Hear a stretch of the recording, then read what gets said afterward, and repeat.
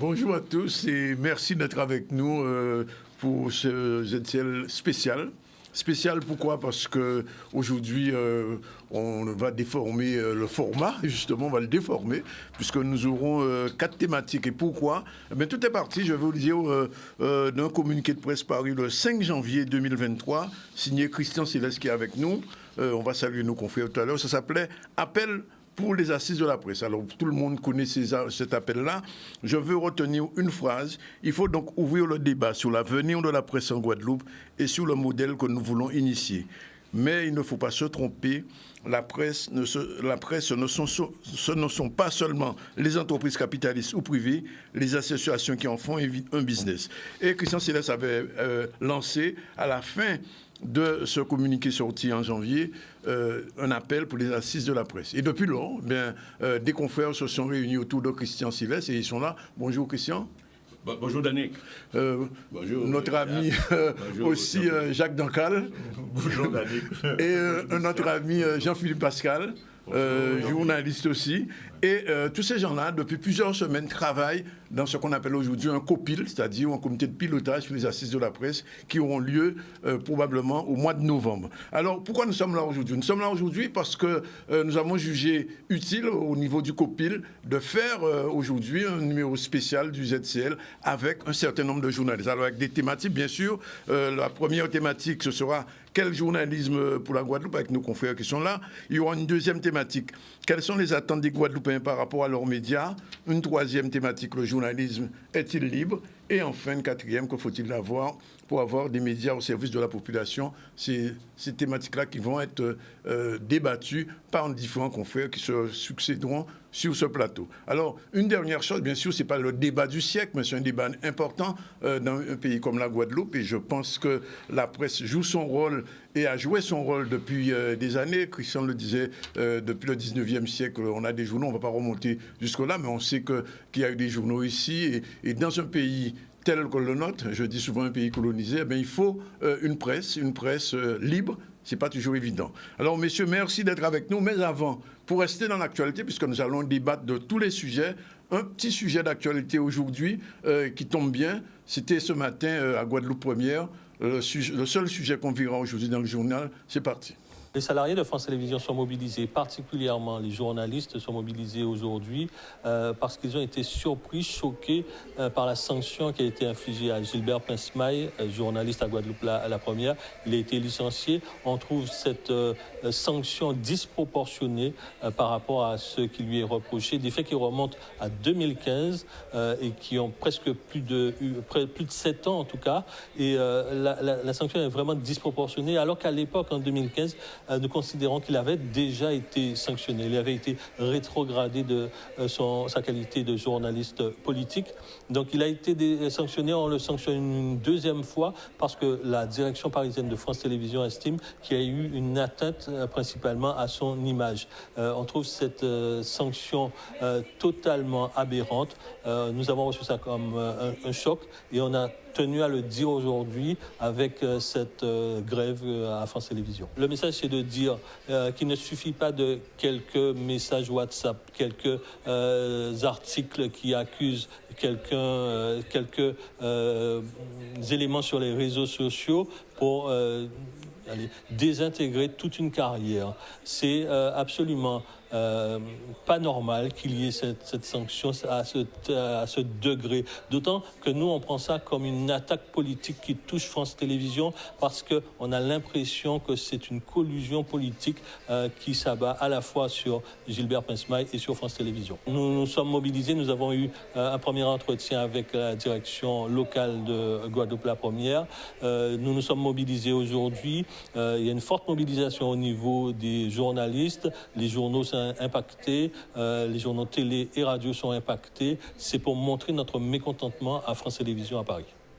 Ah, bien, merci donc pour ce sujet, mais on va revenir à notre thématique. Quel journalisme pour la Guadeloupe? Christian, c'est là je vous pose d'abord la question. Vous êtes le plus ancien parmi nous et vous avez une vision peut-être, j'ai pas envie de dire séculaire, non, je vais pas dire ça, une vision quand même globale du journalisme, puisque le journal dont vous êtes le responsable aujourd'hui, c'est fait parmi le plus ancien, je crois, Nouvelles Étincelles qui étaient jadis les Étincelles. Alors, comment vous voyez le journalisme en Guadeloupe? Non, mais il faut le dire franchement, parce que nous sommes là en toute transparence. Je suis, moi, journaliste et militant.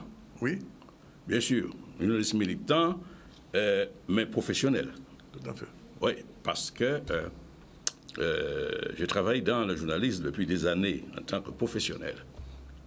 Ceci dit, moi, je dirige une presse qui a une orientation claire et nette, une presse d'opinion. Mais ceci dit, nous avons toujours développé l'idée qu'il faut le pluralisme de la presse. Il faut être clair. La presse. Moi, je suis une presse qui développe une opinion, il y a d'autres presses, il y a des presses dites généralistes, bref. Il faut cela. Alors, donc, à partir de là, la question qui m'a été posée, c'est quel journalisme pour la Guadeloupe? Je crois, je ne vais pas développer, les assises devraient répondre à cette interrogation. C'est pourquoi d'ailleurs, moi, j'ai lancé cet appel. Parce que depuis des années, je réfléchis à la presse en Guadeloupe, depuis des années. Également, j'interpelle mes confrères journalistes. On peut vérifier sur notre responsabilité en tant que journaliste, en tant que presse, dans la construction du pays, dans la formation d'une citoyenneté guadeloupéenne. En clair, ce que j'ai toujours dit, que je dis ici, la presse n'est pas simplement une affaire de, je dirais, de business, une affaire. Il y a des entreprises de presse. Mais même à ce niveau-là aujourd'hui, on se rend compte qu'en France, par exemple, c'est ça, les capitalistes qui investissent dans le domaine de la presse, ce n'est pas pour gagner de l'argent, parce qu'ils ne gagnent pas de l'argent là. Ils investissent là parce qu'ils capitalisent sur la question de l'opinion. Du pouvoir. Ils veulent gagner l'opinion à leurs idées. En réalité, la presse se trouve au cœur de la bataille des idées. Voilà. Donc il y a un travail de responsabilité, un travail d'information. C'est ça le métier. Information pour éduquer, pour conscientiser, former, pour aussi dire le pays. Voilà. Merci. Jean-Philippe Pascal, qui a été journaliste à France Télévisions, en Guadeloupe Première, à l'ORTF, un peu partout dans les archipels où se trouve encore la France. Quelle est votre opinion sur le journalisme dont on a besoin en Guadeloupe? Moi, je crois d'abord qu'il y a un socle commun à tout journaliste. Il y a des fondamentaux, qu'on soit en Guadeloupe, qu'on soit en Nouvelle-Calédonie, qu'on soit en France hexagonale. Il y a une base commune. Après, il y a une sensibilité différente en fonction de l'endroit où on vit et de l'endroit où on exerce son boulot. Donc ça veut dire qu'il faut connaître un peu la culture de son pays, il faut sentir en son pays pour ensuite traduire dans le traitement de l'information. Je crois que le journalisme doit être, en quelque sorte, avoir une responsabilité, comme le disait tout à l'heure Christian, mais aussi un rôle d'utilité sociale. Il doit accompagner le Guadeloupéen dans son quotidien. Il doit être le reflet d'une société. Donc, si on vient d'ailleurs et qu'on ne connaît pas un peu un certain nombre de codes d'us et coutumes du pays, je pense qu'on va avoir une information qui ne sera pas en phase avec la réalité locale. Donc, il faut, me semble-t-il, avoir ces fondamentaux-là pour donner une information qui soit à la fois rigoureuse, professionnelle, mais en même temps ancrée dans son pays et ancrée dans son environnement caribéen. Jacques Dancal, directeur-rédacteur en chef et directeur aussi de Nouvelles Semaines hebdomadaires, l'un des hebdomadaires, puisqu'il y a 3 hebdomadaires qui subsistent en Guadeloupe difficilement. Quelle est votre vision du journalisme pour la Guadeloupe? Je souscris à la position de Jean-Philippe Pascal. On ne peut pas dire qu'il y a un journalisme pour la Guadeloupe. Il y a le journalisme. Il y a ce socle commun qui est absolument nécessaire. On a des missions relativement précises avec des déontologies, des règles d'éthique. On est censé rapporter l'information avec pas le maximum d'objectivité. On n'est jamais complètement objectif, c'est certain. Il faut une pluralité aussi. Christian Stéphens le rappelait tout à l'heure, c'est une presse d'opinion, il est un militant, il a des engagements. C'est important aussi que ce journalisme-là existe, mais tous nous obéissons à peu près aux mêmes règles, aux mêmes principes. Mais Jean-Philippe a raison, il y a une adaptation nécessaire. Quand on est journaliste quelque part, on n'est pas au sol. Donc on est dans un environnement, on doit tenir compte d'un certain nombre de situations, d'un certain nombre d'habitudes, aussi de contextes culturels, de contextes politiques. Le journaliste vit dans le même pays que les personnes qui le lisent et qui l'écoutent ou qui le voient. Donc ça veut dire qu'il doit s'adapter, c'est certain. Donc forcément, il y a une coloration. Il y a à la fois la coloration s'agissant des engagements politiques pour certains, mais ça peut être aussi tout simplement aussi un ancrage dans le pays, parce que sinon on ne comprend pas comment il fonctionne. Je crois que c'est avant tout ça notre mission. Mais les fondamentaux, les règles claires, comme l'ont rappelé mes deux confrères, ceux-là doivent primer sur tout le reste. Après, évidemment, il y a une adaptation. Et puis, il y a aussi le contexte économique, dont on parlera dans d'autres ateliers, mais ça, c'est fondamental aussi. Alors, on va voir tout de suite ce que pense le citoyen guadeloupéen, puisque nous avons fait un micro-trottoir. C'est parti. Quel type de journalisme Moi, je dirais un genre de journalisme où il ferait plus de proximité. Quel type de journalisme? Un journal indépendant, justement, un journal qui puisse dire effectivement les choses sans langue de bois. C'est un peu le but de toute presse, pour moi. Peut-être plus de libre antenne. De libre antenne et peut-être plus d'investigation, mais comme là, vous le faites là, aller vers les gens et voir vraiment leur avis, quoi. Plus de proximité, oui. Plus de proximité comme vous le faites et puis surtout plus de... Comment est-ce que je pourrais dire ça? De parler des revendications des gens, quoi. Parce que c'est le peuple en souffrance aujourd'hui. Oh, je sais pas. Je ne sais vraiment pas. Aujourd'hui, ce qu'on voudrait, c'est au moins que les gens soient honnêtes et libres. Il faut être le plus neutre possible, mais est-ce que c'est possible d'être neutre dans la vie? Ça me paraît impossible. Les gens ont toujours des avis, c'est impossible d'être neutre. Être neutre, oui, c'est bien, mais bon. Vous trouvez quelqu'un de neutre, parfait. Déjà, celui qui conviendrait bien au pays, c'est plutôt une communauté à eux-mêmes, c'est-à-dire celui du pays lui-même pour dire ce qui se passe vraiment, réellement. Qu'il soit libre de dire ce qu'il pense. Ça, c'est mon avis. Le journalisme authentique, où on dit les choses telles qu'elles sont et on prend en compte les intérêts de la population et des sujets qui sensibilisent vraiment. Le bon type de journalisme en Guadeloupe, ça serait un journalisme de proximité, voire de parler des problèmes réels un peu comme à l'époque, vous aviez Timalon, vous aviez Ibo. C'était aussi une forme de journalisme. Okay, ça, on n'a plus ça, c'est terminé ça. Voilà. Bon, c'est pas un sondage bien sûr, mais c'est une micro-trottoir, une caméra-trottoir, mais ça donne quand même une idée une tendance de ce que disent les Guadeloupéens. Une tendance intéressante. Il y a des mots. À mon avis, c'est très formidable. Ça dit exactement ce que nous voulons faire avec les assises. Parce que c'est ça. Moi, de mon point de vue, c'est vrai. J'ai le sentiment qu'il y a le journalisme en Guadeloupe, il y a des journaux, il y a des radios, des presse, mais tout cela me semble un peu hors sol. Hein? Je ne peux pas employer de mots difficiles, mais on dirait qu'il y a, il y a une sorte de confrérie. Nous sommes entre nous, nous faisons l'info. Assez souvent, nous le faisons par mimétisme, parce que nous sommes dans un système ensemble, on répète, on lit les agences de presse. Mais ils le disent, là, les Guadeloupéens. Il faut un journalisme, effectivement, qui parle au pays. Et qui parle du pays. Proximité, vérité. Alors, neutralité, subjectivité, à mon avis, ce sont un peu des mythes, des choses comme ça qu'on a introduites dans le journalisme.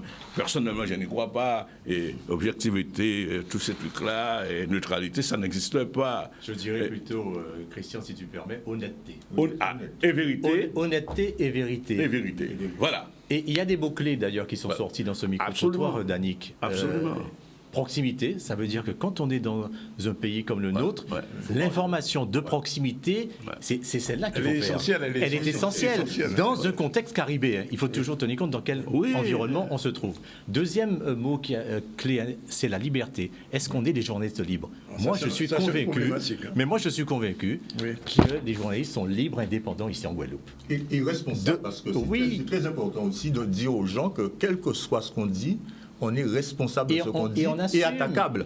Alors, moi, j'interviens pour vous dire, alors, proximité, d'accord, mais Jean-Philippe, quand on est par exemple dans une ville de 8 millions d'habitants, on ne compte pas la personne dont on a parlé tout de suite, mais en Guadeloupe, là, ils font habitant. Ah, vous sortez un journal là, on dit qu'il habitait, etc.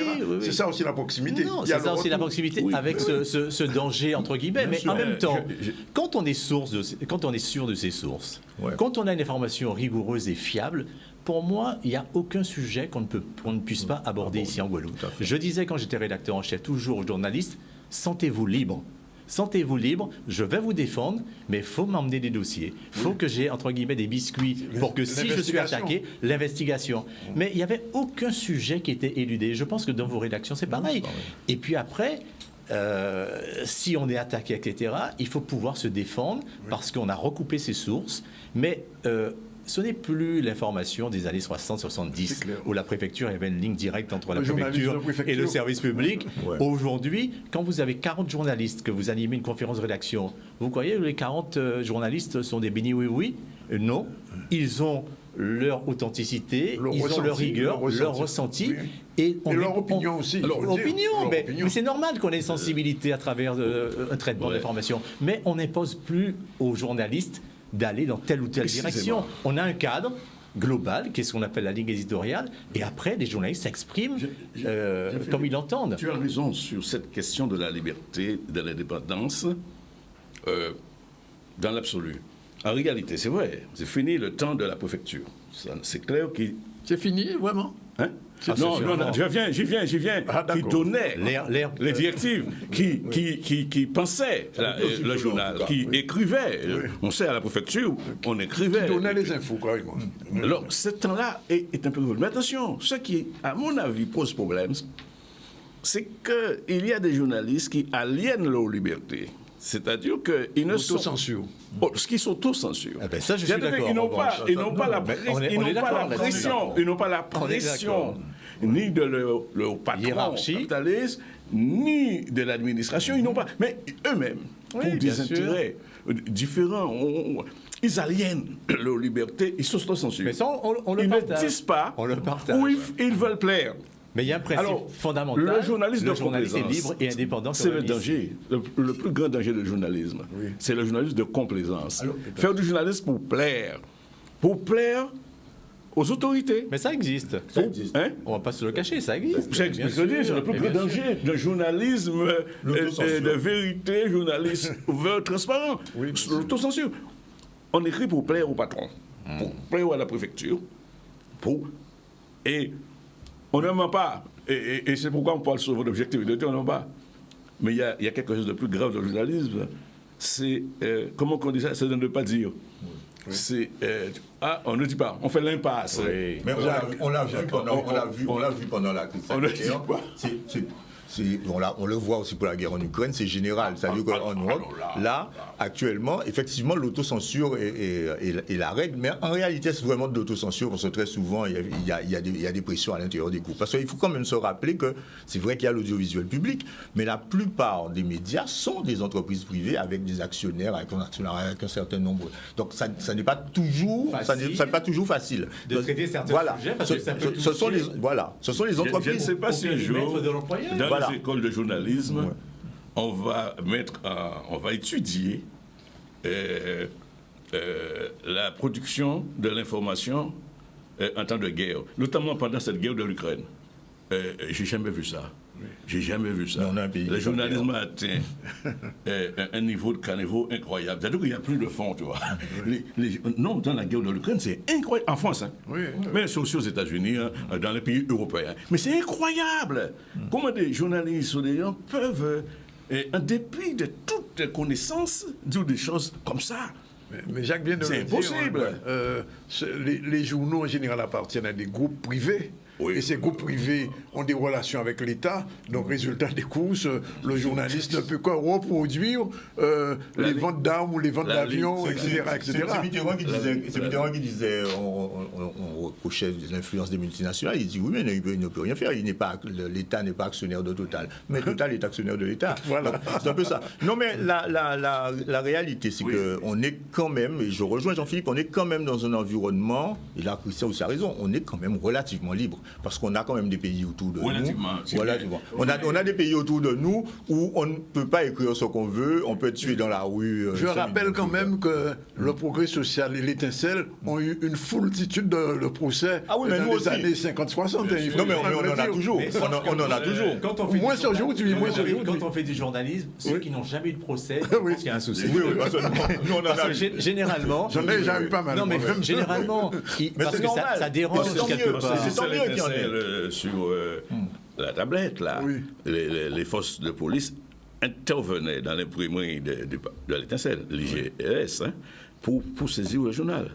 On a poursuivi et condamné les rédacteurs du journal L'Étincelle. Vous savez pourquoi? Pour des raisons d'atteinte à la sûreté de l'État.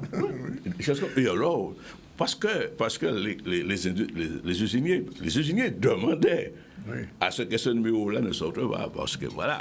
Bon, mais c'est vrai que nous sommes passés en de c'est l'histoire. Mais il y a toujours des procès. Il y a toujours des procès. On a quand même de temps en temps. Et la pression est toujours là, c'est plus subtil, c'est soft, c'est différent. Ce sont les diocapes qui appellent maintenant. Oui, par exemple. Ou les communicants. Parce que souvent, il ne faut pas la différence entre être communicant et être journaliste. Tout à fait. Et souvent, ils pensent qu'on est aussi les porte-parole de telle ou telle personne.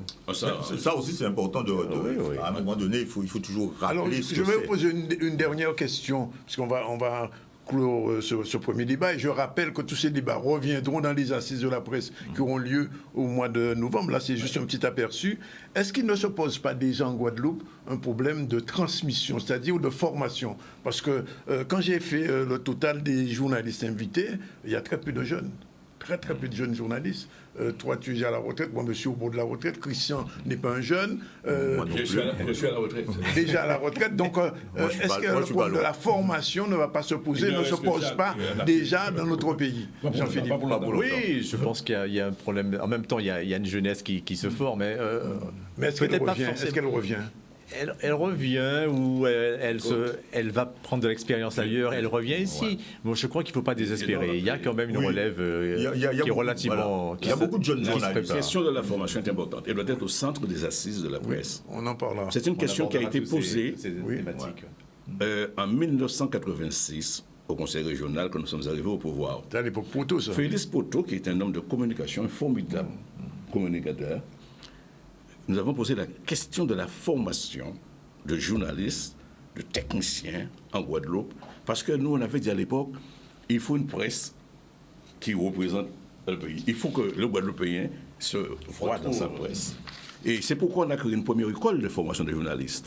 Avec Novocom. On a formé plusieurs journalistes d'ailleurs qui sont... La majorité des journalistes qui travaillent actuellement dans les services publics de la presse ou les privés sont sortis de cette école que nous avons créée, Novocom. Et c'est pourquoi on avait mis en place ce formidable projet de la Maison de la Communication et de la Technologie, NTIC. Oui. Alors, vous savez, bon, les choses sont ce qu'elles sont, politiquement, on nous a renversés.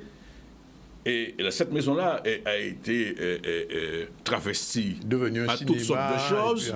Et aujourd'hui, c'est, comment qu'ils appellent ça? C'est la cité des métiers de la région. Bon, mais tout ce qui concerne technologie de la communication, etc., on a oublié. Et je dis ici, on avait investi des sommes colossales pour équiper le pays, notamment pour créer la première télévision libre. La télévision régionale, c'est la première télévision libre que nous avons créée. Absolument. D'accord? Donc, la question de la formation est fondamentale. Il faut former des jeunes et perfectionner ceux qui sont là. Il y a beaucoup de jeunes qu'il faut. Il y a beaucoup de jeunes qui sont formés. Juste un petit dernier mot, puisque c'est déjà la première pause, Jacques, sur quel journaliste pour la Guadeloupe, comment tu pourrais conclure ça, toi? On l'a rappelé tout à l'heure, bien se former sous les fondamentaux du journalisme, l'ancrage dans le pays, parce qu'il faut, on l'a vu tout à l'heure dans le petit reportage, il faut que nous puissions coller à la réalité de notre environnement, pas seulement la Guadeloupe, hein, Jean-Philippe le disait tout à l'heure, la Caraïbe aussi, pour que nous puissions participer à la construction de la démocratie. Ça, c'est fondamental pour nous. Mais les fondamentaux du journalisme et l'ancrage. Jean-Philippe? Je trouve que c'est une belle conclusion. Et puis, il faut surtout saluer l'initiative de Christian Céleste de mettre sur le tapis ces assises, qui se concrétise, puisque c'est la première étape aujourd'hui avec ton émission. Et nous allons donc cheminer et puis associer justement le public pour savoir quelle presse ce public veut aussi pour la Guadeloupe. On ne va pas le faire dans notre coin. Juste un mot, Christian, un seul mot. Est-ce que le 25, tout est OP? Le 25, oui, ça marche. Il y aura cette fameuse conférence débat sur la liberté de la presse et des journalistes. À Rimini-Souta. À Rimini-Souta, c'est Nous y reviendrons. À partir de 18h30. 18h30, oui. Je vous remercie, messieurs. Deuxième thématique tout à l'heure. Quelles sont les attentes des Guadeloupéens par rapport à leurs médias? Pour l'instant, on prend la pause de cette première séquence. On se retrouve tout à l'heure avec d'autres confrères. À tout de suite. Voilà, nous sommes dans la deuxième séquence de ce débat sur le ZCL News, mais aussi sur des radios, radio RSA, radio Soufaya Altitude. Elle est aussi sur Zouk News, la radio de notre ami Vidal, et aussi sur RHT. Et on a déjà fait un premier débat. Deuxième débat, quelles sont les attentes des Guadeloupéens par rapport à leurs médias? On reçoit la directrice de Canal 10. Bonjour, madame la directrice. Bonjour, monsieur Danix Andronis. Lisa Rodriguez. On reçoit aussi Jean-Philippe Rangassami, directeur historique, même, je veux dire, de RSA, Radio Soufaya Altitude. Bonjour. Bonjour. Bah, en fait, je fais office de directeur, mais je suis le président, effectivement, et l'héritier aussi. De la radio. Et l'héritier. Héritier, oui. Il faut le dire. Et nous avons hors antenne, mais avec nous dans les airs, Ronnie Béral, j'espère qu'il nous entend. Ronnie, bonjour. Bonjour Danick, je vous entends parfaitement. Bon, merci. Alors, c'est avec toi qu'on va commencer. Quelles sont les attentes des Guadeloupéens par rapport à leurs médias? On te pose la question et tu nous donnes ta réponse. Et puis, on posera la même question à Lisa et puis avec, bien sûr, Jean-Philippe. Alors, j'ai pas la prétention de détenir la vérité, mais moi, je pense que les Guadeloupéens attendent de leurs médias qu'ils soient proches d'eux, qu'ils soient attentifs à leurs problématiques, qu'ils relaient leurs problématiques également, puisque c'est le rôle du média. Mais par-delà tout ça, c'est vraiment le côté proximité. Je crois que on est sur un petit territoire où pratiquement tout le monde se connaît. Donc, je pense que la notion de proximité prend tout son sens quand on parle de médias dans un pays où on va faire ses courses, on rencontre ses auditeurs, ses téléspectateurs. Donc, forcément, oui, je pense qu'ils attendent de nous de la proximité et une justesse également de ce que l'on retranscrit, et ce qu'on leur diffuse également comme information. Alors, est-ce que, à ton avis, c'est difficile d'être un journaliste de proximité dans un pays de proximité? C'est toujours difficile de garder cette distance qu'il faut garder, parce qu'il faut l'équidistance quand on est journaliste, donc pour ne pas parler pour ne pas tomber dans des problèmes d'éthique. J'ai envie de dire qu'il faut quand même qu'on puisse garder cette équidistance qui malgré tout fait que nous soyons des gens qu'on fasse le métier en conscience, mais qu'on le fasse en même temps avec cette déontologie justement qui nous impose d'être juste dans ce qu'on fait, peu importe. Effectivement, sur un petit territoire, on a tous un cousin, une cousine, un oncle, une tante, un père, une mère qui peut être sujet à des affaires ou des choses sensibles. Et la difficulté est là pour moi. Elle est là pour moi justement parce qu'on est un petit territoire où on se connaît. Donc c'est forcément plus difficile d'être un journaliste de proximité en Guadeloupe qu'à Marseille ou qu'à Lyon ou Paris. Bien, on reviendra vers toi tout à l'heure. Reste près de ton téléphone et je me tourne vers Lisa Rodriguez qui est donc la directrice de Canal 10. Canal 10 est connu comme étant la chaîne de proximité. Je profite de l'occasion pour rappeler, il y a quelques jours à peine, c'était l'anniversaire du décès de Michel Rodriguez, qui est le fondateur de cette télévision de proximité. Alors comment, Lisa, vous vivez cette chaîne de proximité au quotidien, voilà? Alors d'abord, moi j'aimerais bien revenir sur la question que tu as posée, donc c'est-à-dire quelles sont les attentes des Guadeloupéens par rapport aux médias. Oui. Donc les médias, c'est pluriel. On a la radio, on a la télé, on a tous les réseaux sociaux qui sont de plus en plus important. On a WhatsApp, on a Instagram, on a TikTok, maintenant on a Switch, on a d'autres réseaux on a Telegram. Donc c'est vrai que quand on parle de médias, il faut d'abord réfléchir à la cible. Quelles sont les attentes des différentes cibles? Parce que quel que soit le média à qui on s'adresse, on a forcément une cible différente et on a forcément des attentes différentes. Par contre, si je peux quand même essayer de trouver une généralité, je parlerai d'authenticité. Je pense que ce que les gens ont besoin, quel que soit le territoire, à mon sens, c'est qu'on soit authentique. Et l'authenticité, elle demande forcément différents points de vue. Donc, c'est-à-dire que quand vous avez une information, l'information, elle doit être traitée de différentes façons. Avec, par exemple, on prend un sujet, je ne sais pas moi, la grève quelque part, forcément on a les syndicats, forcément on a la direction, forcément on a l'interlocuteur qui a posé le problème. On doit avoir une vision vaste. Et je pense que plus ça va, et plus les gens ont besoin de ça, d'authenticité et d'avoir quelque chose de large en termes d'information. Les gens maintenant ont tout à fait la possibilité et sont tout à fait prêts à se faire leur propre opinion. Je vais arriver à parler, à se faire leur propre opinion. Mais par contre, ce qu'ils ont besoin, c'est avoir quand même plusieurs informations différentes en fonction d'un point de vue. Alors, est-ce qu'on peut dire que la proximité, c'est l'ADN de Canal 10 ? Alors, pour revenir à Canal 10, donc d'abord, c'est une chaîne qui a été créée justement parce qu'il y avait un problème, un manquement en Guadeloupe, c'est que les gens n'avaient pas la parole. Les gens ne pouvaient pas s'exprimer. Effectivement, c'était un microcosme qui s'exprimait et la population ne pouvait pas s'exprimer. Donc, Canal 10 s'est créé pour donner la parole aux Guadeloupéens. Et c'est pour ça que nous sommes, et nous continuons dans cet ADN, à donner la parole aux Guadeloupéens, à faire en sorte... Pas seulement aux Guadeloupéens quand même, hein. Même aux non-Guadeloupéens aussi. Parce oui, à ceux qui habitent en Guadeloupe. D'accord. D'accord, parce que oui, mais ceux qui... Oui, c'est vrai, à ceux qui habitent en Guadeloupe. Et l'idée, c'est de continuer avec cette authenticité. Oui. Et ce qui fait que les gens nous aiment, parce que quand ils regardent Canal 10, ils ont l'impression qu'on parle avec le cœur. Et on parle avec le cœur. Toutes les personnes qui travaillent ici, je ne pense pas dire de bêtises, ils travaillent avec le cœur. Et donc, ça se ressent à l'antenne. Et c'est, à mon avis, ce journalisme que les gens ont besoin de voir, d'entendre. Et surtout par rapport à tout ce qui se passe dans le monde et avec cette multitude de médias où on est vraiment entre l'image, où maintenant tout est dans l'image. Quand vous regardez Instagram, tout le monde peut faire de la télé, tout le monde peut devenir son propre média. Oui. Mais voilà, en tout cas, quand on regarde Canal 10, on sait qu'on parle avec le cœur.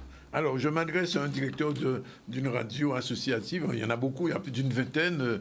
Je rappelle que RSA, en ce moment, est en direct dans Sous ce débat avec RHT et Zouk News et peut-être une autre radio. Jean-Philippe, les attentes des Guadeloupéens dans une radio comme RSA, qui est située hors du périmètre urbain traditionnel, mais quand même qui résonne sur toute la Guadeloupe et sur le net, quelles sont les attentes ? En fait, Lisa a pratiquement bien illustré la chose. Hein. Donc, nous, en tant que radio associative, ce qu'on attend de nous, c'est donner la parole à ceux qu'on ne voit pas toujours, à ceux qui sont dans les quartiers, dans la campagne, etc. Donc, la radio, effectivement, de proximité, c'est notre ADN en tout cas. Et je pense que c'est ce que, effectivement, donc, les Guadeloupéens ont besoin avec cet aspect d'authenticité dont parle Lisa.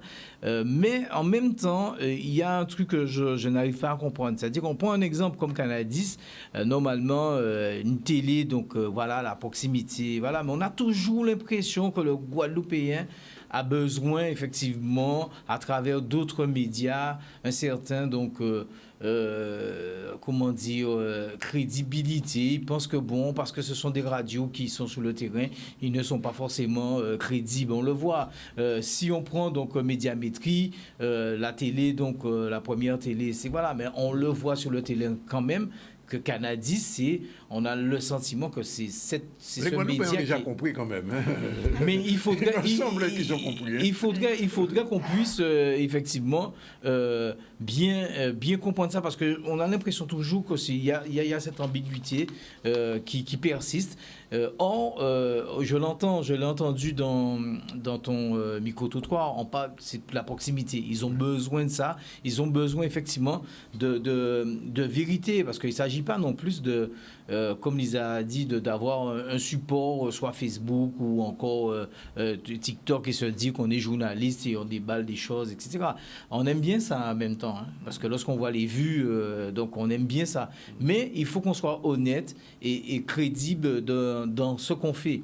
Et aujourd'hui, effectivement, des radios comme Radio Sofaya, RHT ou d'autres, ils ont ce créneau de proximité, parce que Canadis, par exemple, qui est l'ADN, leur ADN, c'est la proximité, ne peuvent pas tout faire. Donc ces radios-là aussi sont des complémentaires. Je prends un exemple. À un certain moment, la radio publique avait fait appel à nous pour apporter cette notion de proximité. Ça n'a pas abouti, parce que je pense qu'au niveau là-bas, donc ils ont dit bon, ok, d'accord, mais c'est ça, c'est-à-dire que il faut que nos radios associatives, nos médias, donc qui sont sur le terrain, fassent davantage pour que donc cette communication de proximité que demandent effectivement les Guadeloupéens. On le voit donc parmi les grèves en 2009. Ça a été donc très bien illustré. Ce ne sont pas les médias traditionnels qui ont porté l'information. C'est les autres. Donc, Canal 10 a joué un rôle important dans ça. Et les Guadeloupéens se sont effectivement appropriés ce média. Pourquoi? Parce que c'est un média qui a Samio, c'est un média. Tu connais la baseline de Canal 10? C'est Télé en nous. C'est ça, voilà. Donc, on a besoin de ça. Quelqu'un a cité Ibo Simon et Timalon, etc. C'est ça, on a besoin d'avoir donc des images de notre population, parce que de la vie quotidienne. La vie quotidienne, la personne qui vit à Basse-Terre, c'est pas la même chose qu'à Grande-Terre. Voilà, on a envie de sentir. Donc, et je dis ça gentiment avant qu'on regarde le deuxième micro-trottoir. Beaucoup de choses qui se font sur Canal aujourd'hui, et même dans les radios associatives, sont reprises par les médias dominants. Hein. Mais oui. De plus en plus, y compris les animateurs. On regarde le deuxième micro-trottoir sur les attentes des Guadeloupéens par rapport à leurs médias. C'est parti. On attend des médias un peu plus de sérieux, et puis qu'on stoppe les mensonges. Stopper les mensonges, arrêter de couillonner, arrêter de faire du n'importe quoi. Vraiment une amélioration pour qu'on puisse bien comprendre vraiment ce qu'ils nous disent. Parce que nous, en tant qu'antillais, on aime bien comprendre ce qu'on dit quand même sur ce qui se passe en Guadeloupe ou sur les Antilles, quoi. Qu'ils disent la vérité. Peut-être plus de précision sur tous les articles. Je trouve que des fois, il y a un manque de recherche. Je n'ai pas d'attente particulière des médias, parce que pour moi, ça reste un cercle vicieux. Moi, je suis pas très simple. Rien, en fait. Je regarde jamais la télé, je regarde rien. Je suis hors système, moi, vous savez. Qu'ils disent la vérité et qu'ils fassent des enquêtes. La vérité, qu'ils aillent au plus profond de leur enquête et de savoir le comment du pourquoi. On attend un petit peu plus, hein, parce que c'est quand je dis on attend un petit peu plus, des fois il y a des informations qui passent entre les filets, et c'est après c'est plutôt sur les réseaux qu'on a des nouvelles. On n'a pas de journalistes d'investigation, on n'a plus d'informations, on va dire de bonnes informations. Et quand je parle de bonnes informations, des informations vraies. J'attends des médias locaux qui nous montrent la vérité, les choses qui ne sont pas dites au grand jour, qui enlèvent ce filtre et qui soient plus authentiques. L'information, la bonne information.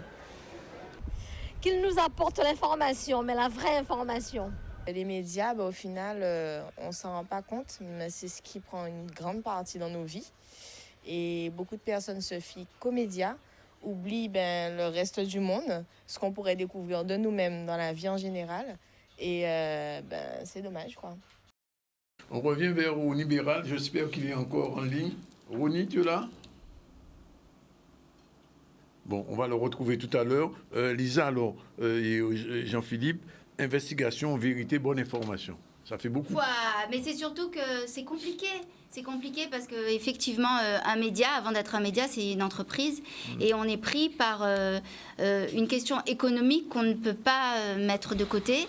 Et si on n'a pas les hommes pour faire de l'investigation, on ne peut pas. On peut pas. Donc, avec les peu de moyens que nous avons, nous, on essaye de faire un petit peu. Mais c'est clairement pas... On ne peut pas faire une investigation qui va passer des semaines, des mois pour un sujet. Exactement. On a Rony Béral. Rony?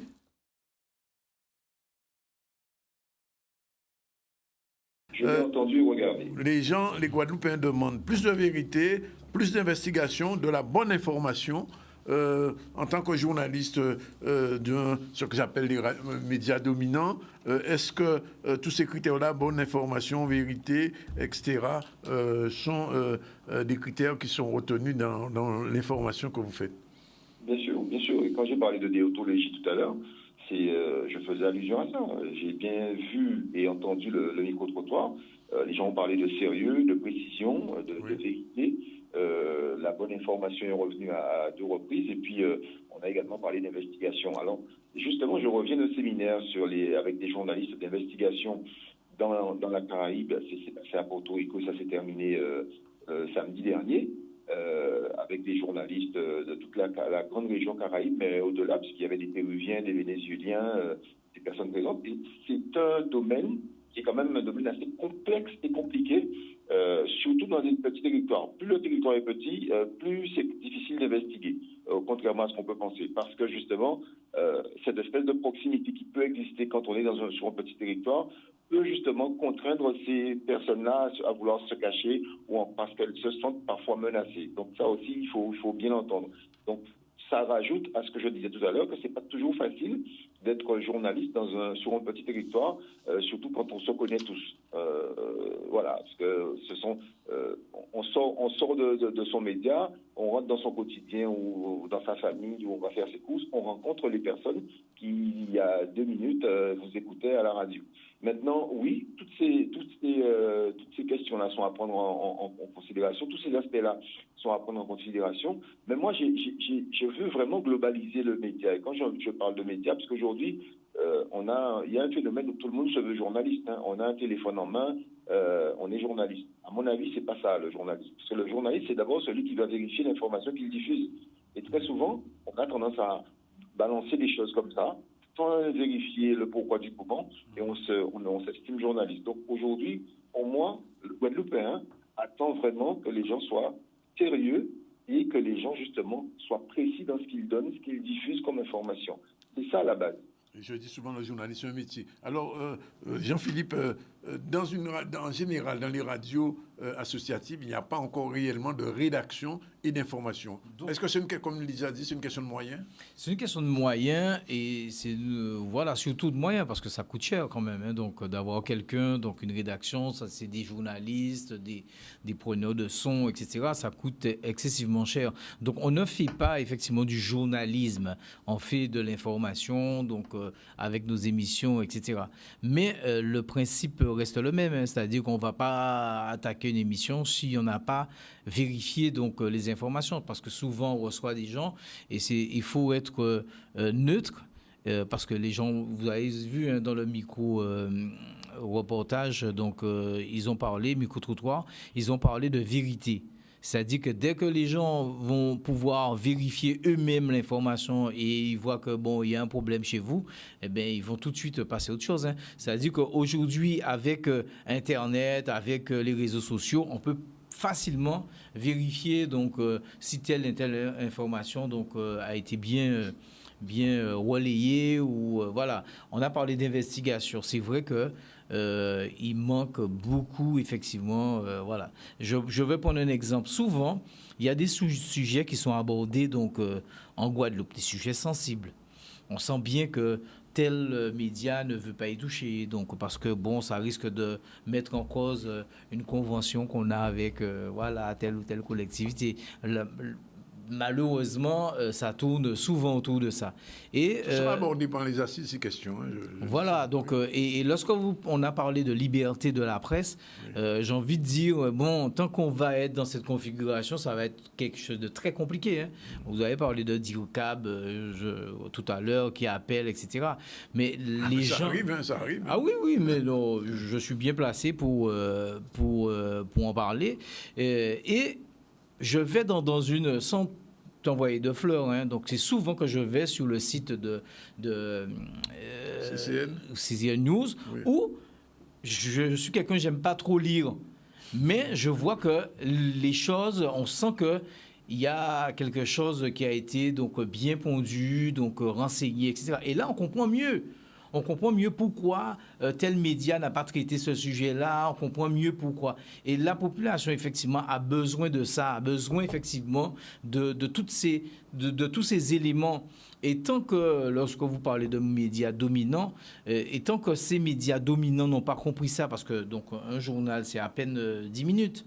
Donc, on ne va jamais en profondeur. Et même lorsqu'il y a débat, on sent vraiment que les choses... voilà, on n'arrive pas à parler, etc. Donc, la population, effectivement, a besoin de vérité et a besoin d'investigation. Alors, Lisa Rodriguez... Attends, juste pour revenir, la vérité, parce que tout le monde... La vérité, mais qu'est-ce que c'est la vérité? Qui détient la vérité? C'est-à-dire qu'on s'aperçoit que quand il y a... on va parler du Covid, mais bon... C'est tellement complexe. Qui détient la vérité? La vérité vient d'où? Elle vient du gouvernement, elle vient du syndicat. On ne peut pas dire que... moi, j'avoue que quand on dit la vérité, j'aimerais qu'on me dise quelle est la vérité. Et c'est pour ça que je disais qu'elle était multiple. Et c'est pour ça que je disais que c'est les différents points de vue de chaque personne qui vont permettre au téléspectateur, à l'auditeur, de se faire quelque chose, une opinion. Par contre, effectivement, il y a des faits. Les faits restent les faits. Mais après, il y a des interprétations où là, la vérité, ça reste un peu... Alors, je voulais juste faire une petite remarque, Lisa, c'est que progressivement, Canal 10 s'est investi dans l'information. Parce qu'il y a peut-être 20 ans, à l'époque du Michel Rodriguez, il n'y avait pas encore de rédaction. Et aujourd'hui, c'est une rédaction. Alors, une rédaction, ça coûte cher. Ah oui, ça rapporte rien. Ça rapporte rien, même pas de l'audience. Non, je rigole. Après, il ne faut pas oublier que effectivement, on a une ligne éditoriale, Monsieur Dancalabianti, et après, on décide de ce qu'on veut mettre dans le média. Donc, c'est vrai que l'information, c'est un bien grand mot, hein. Mais en tout cas, on essaye de montrer ce qui se passe dans le pays. Et l'idée, c'est de montrer le plus de choses possible. Donc, c'est vrai que les informations, pour ça, c'est bien. Parce qu'on peut montrer un petit peu ce qui se passe partout. Oui. Et effectivement, nous, on travaille beaucoup avec les communes. Et avec ces informations, ça nous permet de montrer ce qui se passe. Ça peut pas... Parce qu'encore une fois, l'information, qui est-ce qui décide que ça, c'est de l'information et c'est pas de l'information? Tout ça, c'est compliqué. Les responsables de communication qui le font. Non, mais c'est des vraies questions. Donc, non, c'est vrai. Donc, c'est vrai que, parce que tout est intéressant, tout est de l'information, tout est, à partir du moment où on découvre quelque chose, on peut appeler ça de l'information. Woni, une dernière question, puisqu'on va terminer. Ça veut dire qu'aujourd'hui, cette question des attentes des Guadeloupéens par rapport aux médias, il va falloir qu'on l'approfondisse pendant les assises? Il va falloir l'approfondir pendant les assises, mais je pense qu'on a... vous avez déjà bien défriché le terrain, puisque Canal 10 est un média de proximité et qui colle aux attentes des Guadeloupéens, comme Radio Sofaya colle aux attentes de ceux qui écoutent Radio Sofaya. Donc je pense qu'on va rien inventer, on va rien inventer non plus. Hein. Aujourd'hui, les gens qui écoutent RCI, par exemple, savent pourquoi ils écoutent RCI. Les gens qui regardent Canal 10 savent pourquoi ils regardent Canal 10. Donc je pense que chacun a son auditoire parce que chacun répond quelque part aux attentes des Guadeloupéens. C'est un peu ma vision de la chose. Bien, on vous remercie tous les trois. Bien évidemment, je l'ai dit, c'est un petit débat en attendant des ateliers, puisqu'il y a des ateliers pour ces assises au mois de novembre. Et je rappelle, pour ceux qui n'étaient pas encore en ligne, que Radio Sofaya est en direct, RHT aussi et Zouk News. On est bien sûr sur C10 FM aussi et Canal 10. Et je rappelle enfin que le 25 mai, c'est-à-dire dans 2 semaines, nous serons à Rimini-Souta, et cette fois-ci avec le public et avec un avocat qui va aborder la question de la liberté de la presse en public. Et vous pouvez intervenir directement en venant à la salle Rimini-Souta. Attention, la salle n'est pas très grande, donc prenez vite vos dispositions. Voilà. Merci Lisa, merci Rony, merci Jean-Philippe. Et deuxième thème terminé pour l'instant. On va aborder le troisième dans un instant. Le journalisme est-il libre? Nos confrères, oui, nos confrères seront là. On prend la deuxième position tout à l'heure pour la troisième séquence. Voilà, nous sommes dans la troisième partie de ce débat dans le cadre des assises de la presse guadeloupéenne, puisque depuis déjà pratiquement près d'une heure, nous sommes avec des journalistes de plusieurs médias et on continue, puisque nous sommes avec notre consoeur de France Antilles. Bonjour Annick. Bonjour Annick, bonjour à tous. Annick Fabrice, avec elle Olivier Lancien du média dominant, Guadeloupe Première. Bonjour. Annick, bonjour à tous. Et notre ami André Jean Vidal de Caribe Info, entre autres, qui a été journaliste, je ne sais même plus depuis combien d'années, au fait. 40 ans. 40 ans déjà. Bon, alors, avant de vous poser la première question, puisqu'on va parler du journalisme est-il libre, je vais vous faire voir une petite citation, extraite d'un livre qui m'a beaucoup servi quand j'étais étudiant. Ça s'appelle « Journalisme et tiers-monde ». Alors, qu'est-ce qu'il dit? C'est une citation. « La différence essentielle entre le rôle du journaliste du tiers-monde et celui de ses confrères d'autres pays est qu'il écrit pour et sur une nation ou une société dont l'existence en tant qu'entité souveraine est toute récente. Le pain quotidien du journaliste du tiers-monde est un monde plein de vicissitudes. Ainsi, il ne peut pas prévoir que l'attitude des dirigeants politiques sera d'une cohérence sans faille, que son chèque de paie lui permettra d'acheter à peu près la même quantité de nourriture chaque semaine.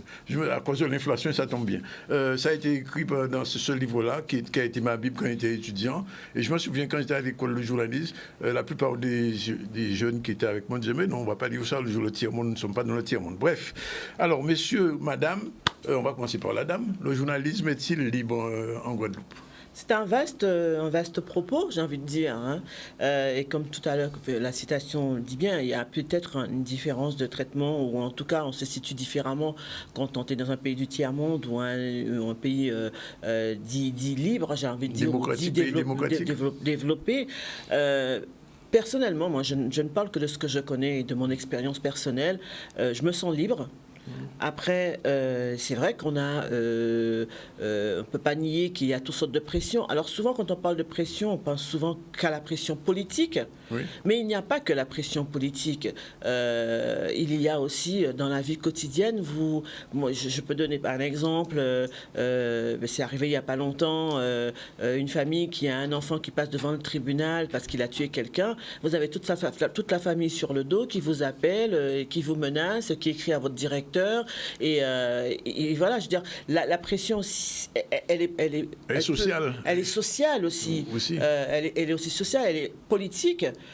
Parfois. Économique aussi, économique. Après, chaque média a, comment j'allais dire, a des moyens de subsistance qui sont différents. On sait très bien que pour beaucoup de médias, avoir de la publicité, c'est essentiel. Donc, bien évidemment, certains chefs d'entreprise ont la tentation parfois de vous dire ce que vous devez écrire, vous tenir la plume en quelque sorte. C'est des choses contre lesquelles il faut se battre sans arrêt et faire valoir son métier.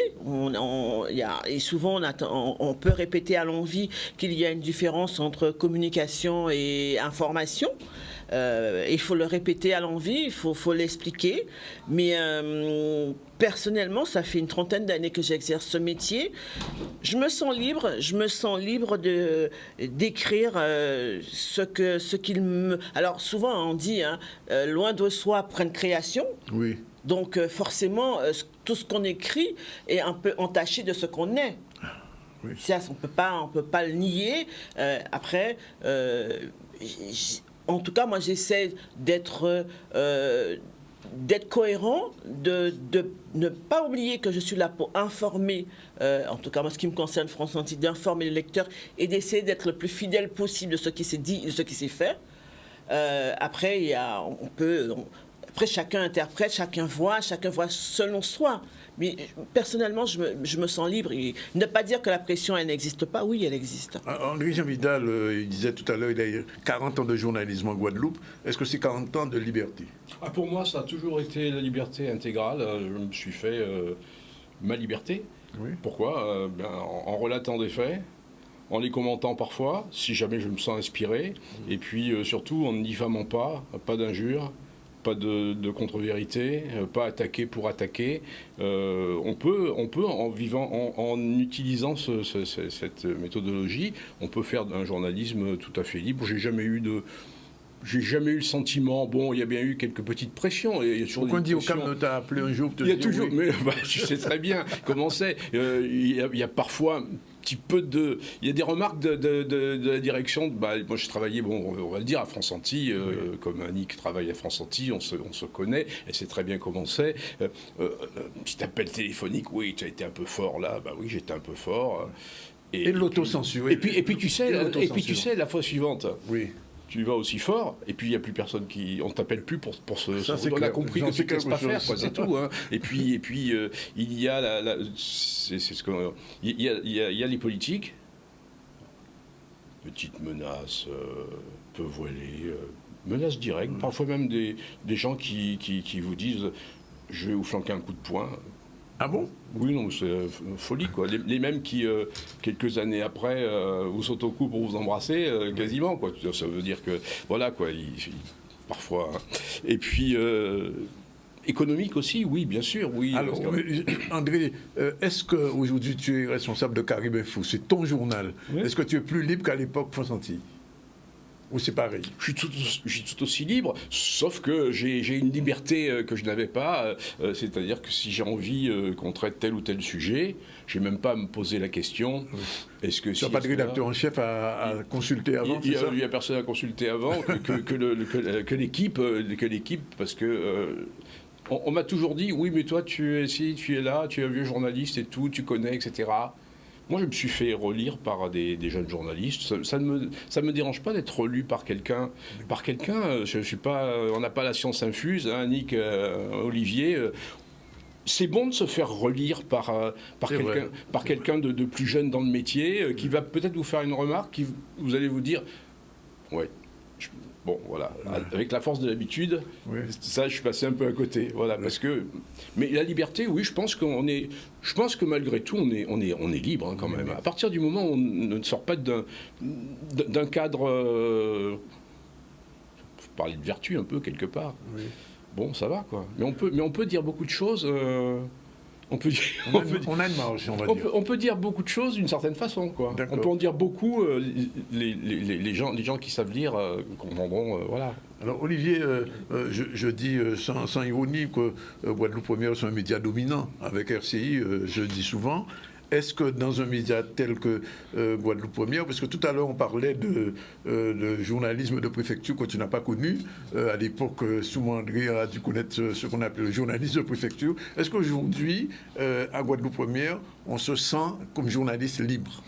Oui, on se sent journaliste libre. Je n'ai jamais connu de coup de téléphone de XY. Même pas de DIRCAB. De DIRCAB, oui. Ça, c'est dans des discussions.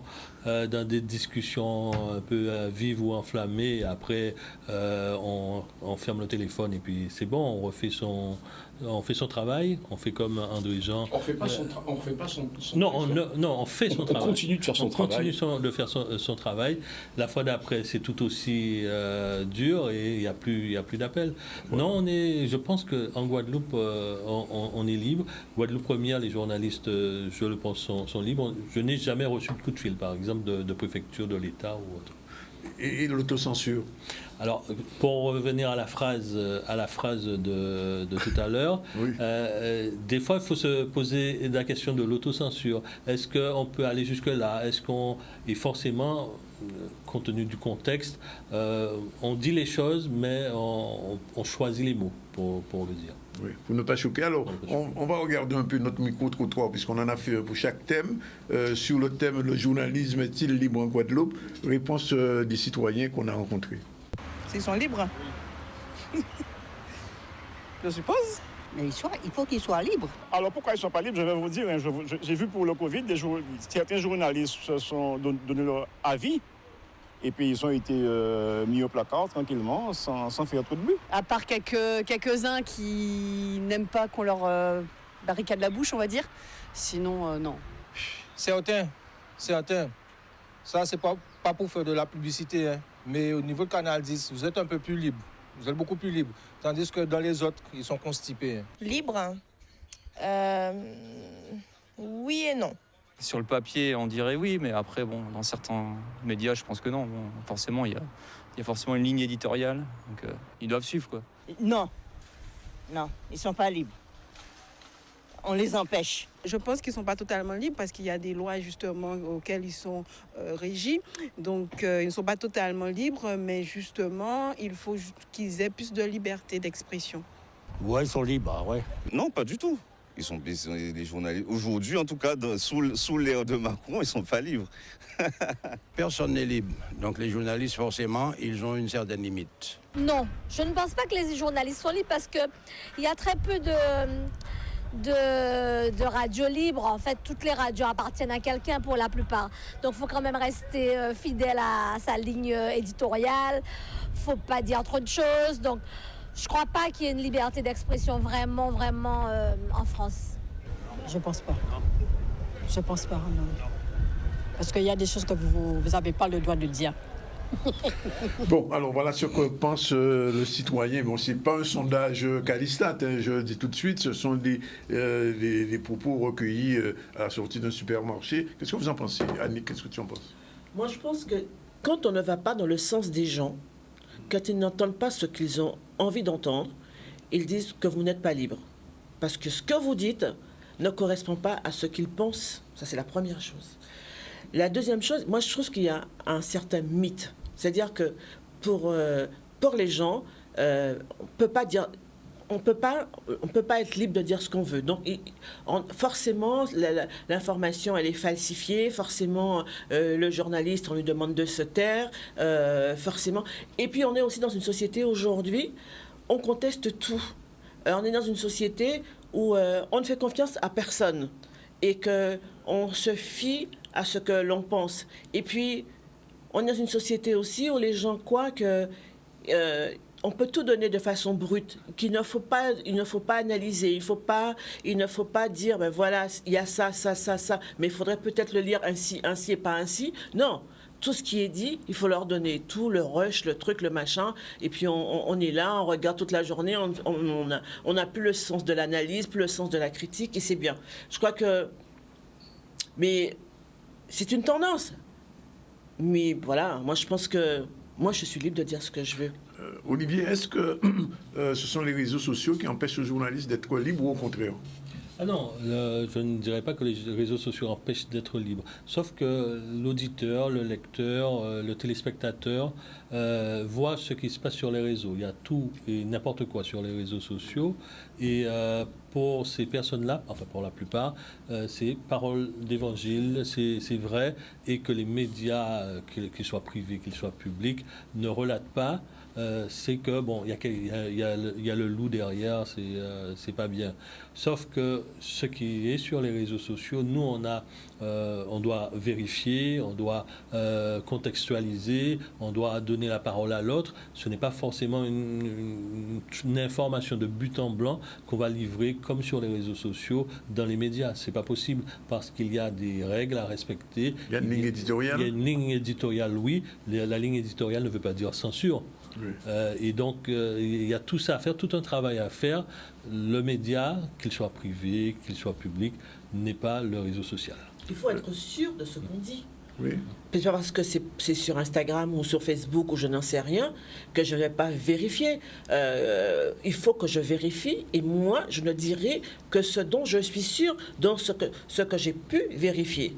Mais je ne vais pas les dire, ce qu'il y a sur les réseaux sociaux forcément, parce que quelqu'un, un jour, s'est levé un matin, a décidé de jouer journaliste et raconte tout et n'importe quoi, sans jamais aller vérifier que ce qu'il dit, c'est vraiment fait, c'est vraiment réalisé. Donc forcément, par rapport au journaliste qui a vérifié et qui ne donne que ce qu'il a pu vérifier, on va dire oui, mais le journaliste il dit pas ça, alors que sur les réseaux sociaux il y a ça, donc forcément il se censure, effectivement il est payé par quelqu'un, et voilà. Tout à l'heure, dans le précédent thème, il y avait un micro-trottoir où les gens disaient que ce qui manque en Guadeloupe, c'est le journalisme d'investigation. Mais le journalisme d'investigation, c'est très cher. Le journalisme d'investigation, effectivement, c'est très cher, c'est très long pour faire un bon sujet d'investigation. Il faut une semaine, peut-être 15 jours, même ou plus, 3 semaines, ou même un mois, 2 mois, même une année. Même une année. Il y en a même qui ont passé 4 ou 5 ans sur un sujet parce que, voilà, quoi, à ne faire que ça. À ne faire que ça, parce que c'est... Et puis c'est cher, effectivement, oui. Et puis l'investigation, moi, je trouve... c'est très intéressant ce qui a été dit par les gens là, dans le micro-trottoir. Oui, c'est vrai que les réseaux sociaux, on dit plein de choses, hein. On dit plein de choses. Parce que beaucoup de fake news aussi. Ceux qui s'expriment sont courageux, hein, sous le couvert de l'anonymat. Hein. Voilà. Et puis nous, journalistes, enfin, on n'est pas courageux, quoi. On n'est pas courageux, on va pas au fond. Oui, mais nous, on a des faits, on enquête autour. On sort des petites choses autour, on sort parfois des grosses choses, hein, autour. Hein, quand on regarde Mediapart, bon, ils sortent de grosses choses autour. Mais enfin bon, c'est une armée, hein, c'est pas un type qui dans son coin appelle des gens, rencontre, etc. Qui donne des infos aussi. Exactement, oui. Chose qui n'est pas le cas. Chose qui n'est pas le cas en Guadeloupe. En Guadeloupe, on vous donne un scoop. Ah oui, d'accord. Mais je peux te citer. Ah non, surtout, je dis pas que c'est moi, hein, dis pas que c'est moi, hein, voilà. Dis pas que c'est moi. Hein. Et puis parfois, vous avez même des élus qui vous disent quelque chose, vous l'enregistrez, et qui après, quand ils se font taper dessus par des gens parce qu'ils ont dit des bêtises, j'ai jamais dit ça aux journalistes, hein. Et moi, quand les gens m'appellent, j'appuie sur le bouton, je fais écouter, je dis oui, allez revoir votre élu et puis débrouillez-vous avec lui. Hein. Alors, je vous pose à tous les trois la question, qu'est-ce qui fait que les gens qu'on a vus dans la rue, bon, je dis bien que c'est pas un sondage, pensent que nous ne sommes pas libres? À votre avis, pourquoi ces gens-là disent ça? Est-ce que, comme Annick dit, c'est parce qu'on ne va pas dans leur sens ou... Ce qu'a dit Annick, c'est vrai, on ne va pas dans leur sens, on ne leur fait pas plaisir, on va pas... Mais, on ne les flatte pas. On ne les flatte pas, c'est ça. Ou on ne flatte pas parfois leur mauvais penchant. Oui. De critiquer X pour critiquer X parce qu'ils n'aiment pas X, ou critiquer Y, ou dire telle chose plutôt qu'autre chose. Attaquer une décision du gouvernement, même si, en fin de compte, bon, c'est une décision qui s'applique à tout le monde et qui est pas, bon, je parle pas là de la loi du 5 août, etc. Je parle pas de cette loi-là, mais il y a des lois qui s'appliquent comme ça. Mais alors, on critique. Et c'est pas qu'ici, hein. Écoutez France Inter et les autres médias, mais là, c'est même plus de la liberté. Ils sont partis en live, hein, là. Hein, c'est de l'attaque permanente. C'est de l'attaque permanente. Nous, on reste quand même, on peut attaquer sur la débile, mais on reste des journalistes sérieux. Moi, je trouve qu'en Guadeloupe, on est quand même des journalistes sérieux, hein, sérieux et compétents. On n'est pas des bénis oui-oui. Et ça, on pense qu'on est des bénis oui-oui, parce que c'est une société où on se connaît tous, les élus connaissent tous les journalistes connaissent tous les élus, connaissent le monde économique, etc. On se connaît tous.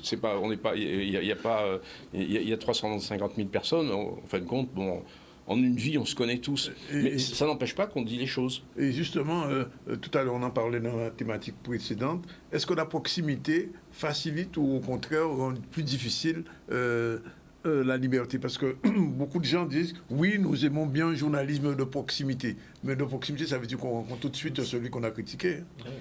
Et c'est beaucoup plus difficile d'être ce journaliste de proximité parce qu'à un moment donné, si une personne est impliquée, qu'on la connaît, il va falloir mettre cette personne de côté et faire son travail, enquêter.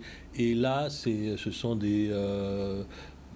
un froid qui s'installe, donc il y a cette problématique-là. Mais pour répondre à la première question, en fait, aujourd'hui, on a accès à beaucoup de choses, à tellement de sources, tellement d'informations que le lecteur, l'auditeur, le téléspectateur attend une validation de ce qu'il a vu par les médias, par les journalistes. Et lorsqu'il n'y a pas cette validation, tout ce qui a été vu est désormais pris comme parole d'évangile, donc on est forcément menteur. Nous, on n'a pas fait notre métier. Voilà. Oui. Annick, quelle est la une de France Antilles ce matin? Je t'ai demandé d'emmener le journal, alors. Mariage pour tu vas tous. commenter en direct, oui. Mariage pour tous, la Guadeloupe à la traîne. Oui. Parce que ce sont les 10 ans cette année du mariage pour tous. Donc on a voulu faire un petit regarder de plus près, savoir si en Guadeloupe il y a eu beaucoup de mariages pour tous en 10 ans. Il s'avère que non. En 10 ans, il n'y en a eu que 40. C'est peu, très peu. Ça ne veut pas dire pour autant que les personnes homosexuelles ne se marient pas, mais préfèrent aller se marier à l'extérieur pour éviter la pression. Et en fait, notre pays est particulièrement homophobe. Donc, nous avons interrogé quelques personnes concernées qui ont préféré garder l'anonymat puisque la pression est énorme sur ces personnes. Ce que disait André Jean Vidal, d'ailleurs. La pression est énorme sur ces personnes. Nous sommes dans un petit territoire. Et moi, je n'ai pas regardé les réseaux sociaux depuis que l'article est sorti, mais j'ai des collègues qui sont plus jeunes que moi et qui m'ont dit que ça chauffe sur les réseaux sociaux. J'imagine. D'ailleurs, pourquoi France Antilles en parle? Oui. D'accord? On n'a même pas à en parler parce que c'est un non-sujet. Ou alors, des gens qui se vantent d'être homophobes.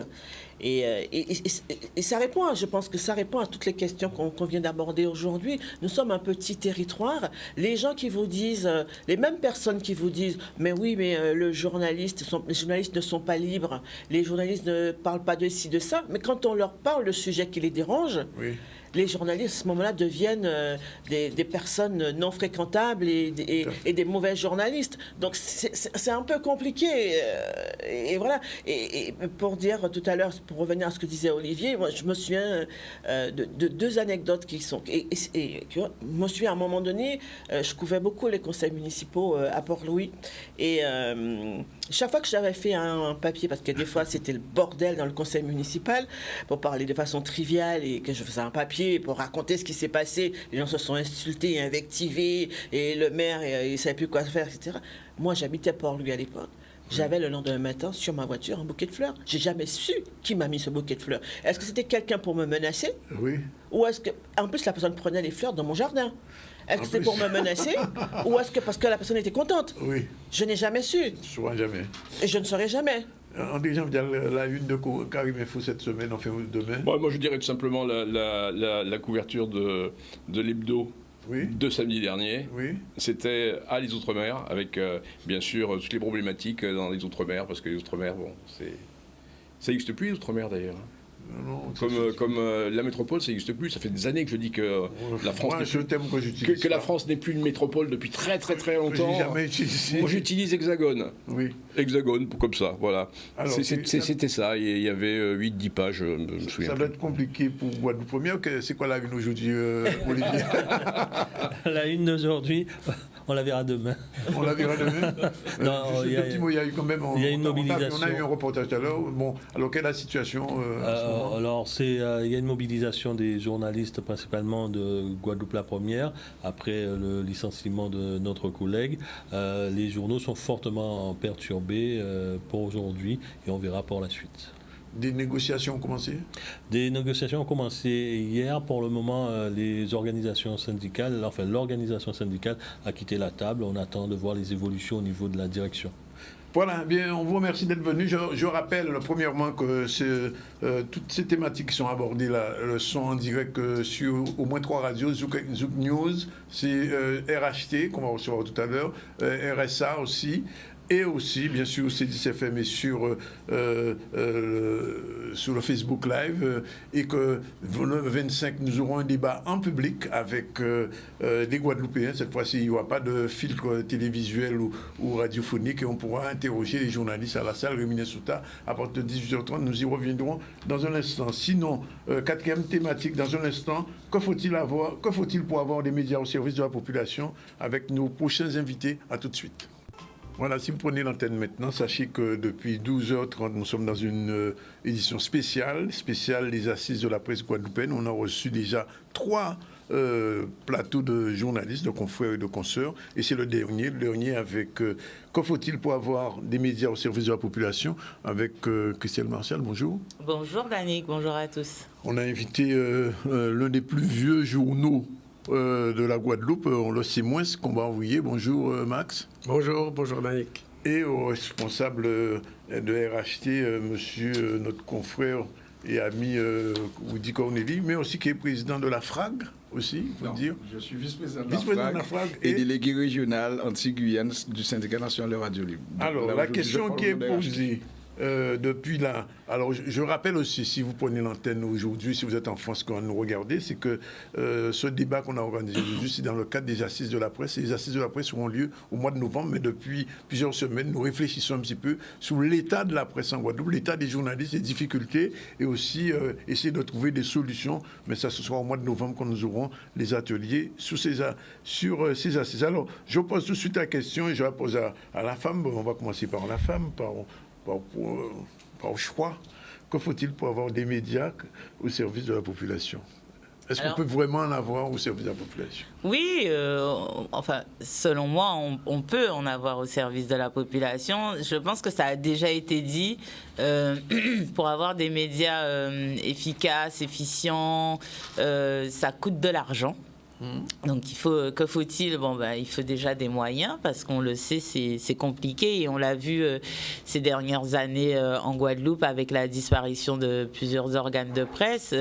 Souvent ce sont des questions financières qui bloquent un peu et qui font que les choses se délitent. Mais ce qu'il faut aussi, c'est une volonté d'être au service de la population, c'est-à-dire savoir en tant que média, savoir pour qui on travaille.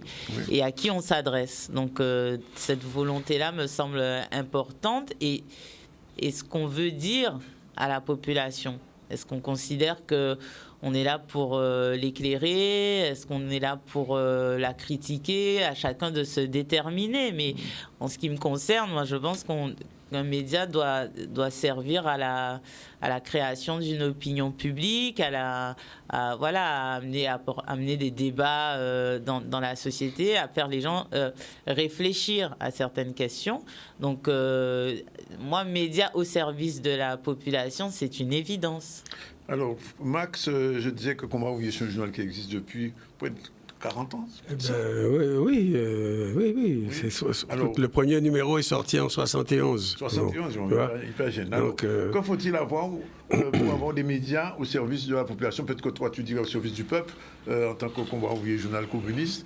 Qu'est-ce qu'il faudrait exactement? Bien sûr, au service du peuple, bien sûr. Il faudrait d'abord savoir à quoi la population tient, qu'est-ce qui lui fait plaisir, qu'est-ce qu'il aime entendre et voir dans la presse, et quels sont ses soucis.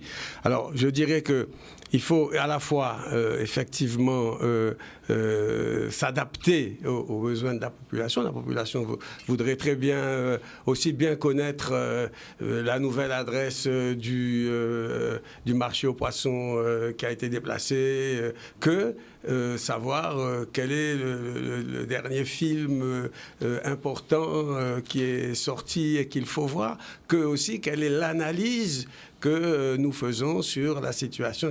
Bon, la population a besoin de culture. Elle a besoin de culture. Il faut aussi tenter sans prétention, tenter d'élever un petit peu le niveau de culture générale de la population, qui a d'ailleurs progressé. Je pense par rapport à il y a 30 ans, quand nous avons débuté, notre journal aussi. Donc, il y a une évolution avec les échanges, avec l'émigration, avec les connaissances générales. Le niveau de culture moyen, global, a augmenté, mais je pense que la presse a joué ce rôle aussi.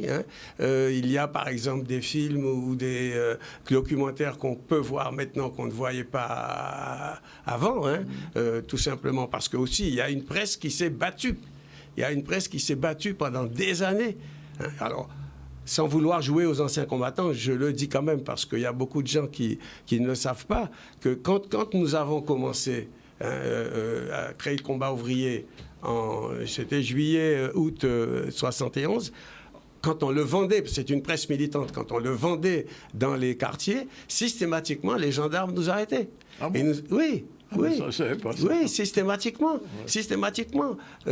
Tu vois, toi-même, tu ne le savais pas, mais on était questionnés, interpellés, juste pour savoir qu'est-ce que vous êtes. Ils nous regardaient 2 heures, 2 heures dans les locaux.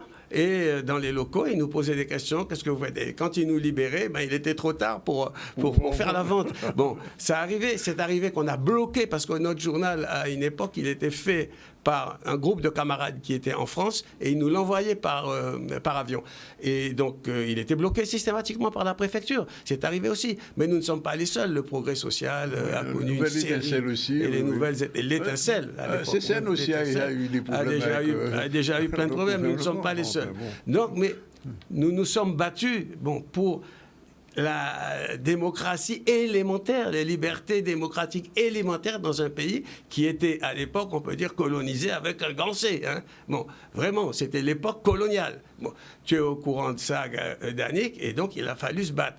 Et donc, c'est ce combat, ne serait-ce que le combat pour le créole, par exemple. Il a été mené, il était impensable d'entendre parler de créole dans les médias il y a ces années-là. Donc, il y a des organisations, des partis, une presse qui s'est battue pour ça, et donc qui a contribué à élever le niveau de conscience. Donc, je dis qu'il faut une presse culturelle, il faut aussi une presse qui puisse s'adapter aux besoins élémentaires aussi de la population. Mais bon, la presse, de toute façon, elle doit être généraliste, plurielle. Bon, nous ne pouvons pas, nous, être un journal généraliste. Nous sommes un journal militant et un peu spécialisé dans les problèmes des travailleurs, les grèves des travailleurs.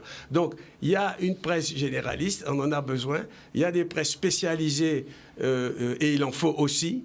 Donc, je crois qu'elle est plurielle, multiforme, et c'est l'ensemble qui fait quelque chose de valable pour la population.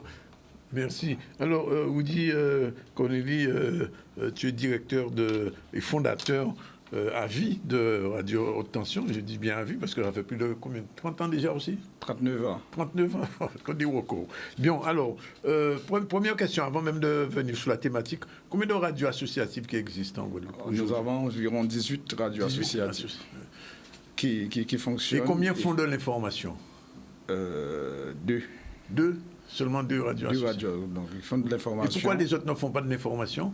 Alors, la question directe, c'est que, je le dirais aussi devant Christelle, qui est journaliste, qui le sait, gérer une rédaction, avoir des journalistes professionnels, il faut payer, il faut aussi la convention collective, ça a un coût. Ça a un coût.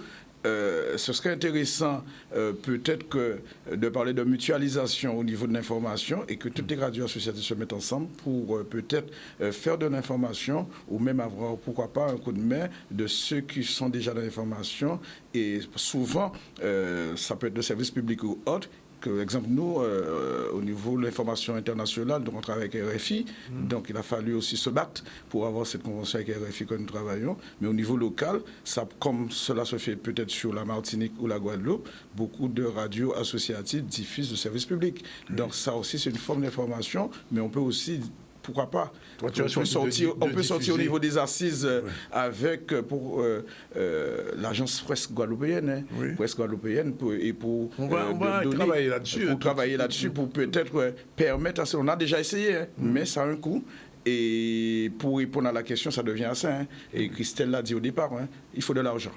Avoir un média au service de la population, il faut de l'argent, et de l'argent pas à n'importe quel prix et à par aussi, si on l'a par rapport au lobby qui dirige ce pays Guadeloupe, parce que Max l'a dit, effectivement, je ne dirais pas que nous sommes colonisés, mais on subit toujours cette forme d'emprise de lobby. Donc, il ne faut pas une presse téléguidée. Celui qui paie, c'est celui qui décide. Donc, il faut avoir de l'argent, trouver les moyens. Et c'est aussi le rôle des collectivités locales majeures, mais aussi là, on peut recevoir des coups de fil par rapport à telle ou telle information, pour les conventions qu'on peut faire avec ces collectivités, même aussi au niveau de mairie. Donc, il faut un média au service de la population non contrôlé par ceux qui dirigent aujourd'hui la situation actuelle du pays. Alors, je dois quand même te rendre hommage publiquement que depuis quelques années, ta radio a décidé de diffuser gratuitement le ZCL tous les jours. C'est une contrainte ou bien c'est une liberté? Alors, ce n'est pas une contrainte, Danick. Tu le sais, Danick, entre nous, hein, donc c'est une longue histoire. Il faut savoir que je suis arrivé, moi je suis un technicien au départ, hein, donc j'ai créé une radio, j'étais DJ, et je suis arrivé à l'animation et au journalisme, c'est grâce à toi. Hein, donc j'ai fait partie de cette session de formation de journalistes de la région, ça date, hein, c'est pas d'aujourd'hui, hein, avec tous ceux et celles qui se retrouvent sur le service public ou encore d'autres qui sont des communicants aujourd'hui. Donc, et je ne suis pas professionnel, c'est vrai. Donc, je préfère dire, je donne un coup de main. Je donne un coup de main à ce niveau-là. Et le ZCL, en l'épluchant, c'est pas sans mal. Hein. Il faut savoir qu'il a fallu l'intégrer dans notre cahier des charges par rapport au CSA aujourd'hui, là, au COM. Ah oui, on ne peut pas. Exemple, aujourd'hui, j'ai pris le soin avec les confrères qui vont diffuser le ZCL à midi d'informer le CTA à Martinique pour dire qu'il y a cette mission parce qu'on pense souvent faire de la radio ou la télé ou même mutualiser, c'est pas des réseaux sociaux. Hein. Et je veux revenir là-dessus que quand on parle de médias, il suffit, aujourd'hui on parle de médias avec des gens qui ont une page Facebook et qui parlent aussi de tous les réseaux sociaux pour dire qu'ils sont des médias. Il faut définir aussi qu'est-ce que c'est un média et au service de la population. Car aujourd'hui, victime de ces réseaux sociaux qu'on ne peut pas négliger, il faut s'adapter. Donc, au service de la population, c'est le débat d'aujourd'hui, ce média. Il faut définir qu'est-ce qu'un vrai média pour permettre à cette population de s'instruire, de communiquer et de s'informer et aussi, pourquoi pas, s'éduquer. Et je vais renverser la question. Quelle population pour un média? On dit souvent chez nous, il faut pas aimer pour aimer. Donc il faut aussi définir que veut cette population. Je pense aussi dans les assises qu'on aura aussi cette voix. Oui, on aura un atelier là-dessus. Alors je vais donner une petite citation qui m'a beaucoup servi quand j'étudiais le journalisme. C'était dans un livre que j'avais. Alors le souci premier du journaliste du tiers-monde est de relater l'histoire de la vie de sa nation ou de sa communauté le plus exactement possible. Il est motivé par le désir de transmettre et d'interpréter l'information d'une manière qui sera utile à ses concitoyens. Couverture du livre, on va savoir, pour les gens qui ne savent pas, ça s'appelle Journalisme et tiers-monde. Quand j'étudiais le journalisme, c'était ma Bible à l'époque, et il savait moi. Journalisme et tiers-monde. Alors, tout de suite, micro-trottoir sur quoi faut-il avoir, que faut-il pour avoir des médias au service de la population. C'est parti. Bien sûr, il le faut quand même, parce qu'après, nous ne sommes pas tous attentifs à